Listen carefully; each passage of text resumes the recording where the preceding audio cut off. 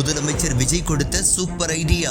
வியர்ந்து பார்த்த உயரதிகாரிகள். ரெடியாகும் ultimate budget. திமுக அரசு கஜானாவை காலி செய்துவிட்டு போயிருப்பதாகவும், என்ன இருக்கிறது என்ன இல்லை என்று போய் பார்த்தால் தெரியும் என்று பதவியேற்பில் கர்ஜித்தார் முதலமைச்சர் விஜய். மேலும் திமுக ஆட்சி குறித்த வெள்ளை அறிக்கை வெளியிடப்படும் என்றும் தெரிவித்தார் விஜய். இந்த கர்ஜனை பொதுவெளியில் மிக பரபரப்பை ஏற்படுத்திய அதே சமயம், கஜானாவை பார்க்காமலேயே அது காலியாக இருப்பதாக எப்படி சொல்கின்றீர்கள் என விமர்சனங்கள் வெளிப்பட்டன. இந்த நிலையில் நடப்பு நிதியாண்டிற்கான பொது பட்ஜெட்டை இந்த மாதத்திற்குள் தாக்கல் செய்ய வேண்டும். அதற்கான பணிகள் தீவிரப்படுத்தப்பட்டுள்ளன. இந்த நிலையில் தலைமைச் செயலாளர் சாய்குமார், நிதித்துறை செயலாளர் சித்திக், முதல்வரின் செயலாளர்கள் செந்தில்குமார், லட்சுமி பிரியா, அண்ணாதுரை, கூடுதல் செயலாளர் விஷ்ணு உள்ளிட்ட உயர் அதிகாரிகளிடம் நேற்று முதலமைச்சர் விஜய் ஆலோசனை மேற்கொண்டார். நிதி நிலைமையின் உண்மை நிலவரத்தை விரிவாக விவரித்த சித்திக், இடைக்கால பட்ஜெட்டில் நிறைவேற்றப்பட்ட நிதி ஒதுக்கீடுகளும் மற்றும் திட்டங்கள் குறித்தும் விளக்கி இருக்கின்றார். அப்போது நீண்ட கால திட்டங்களுக்கான நிதியை ஒதுக்கீடு செய்வதை தற்காலிகமாக நிறுத்தி வைப்பதுடன் ஒவ்வொரு நிதியாண்டில் நிறைவேற்றப்படும் திட்டங்களுக்கு முன்னுரிமை வழங்கலாம் எனும் யோசனையை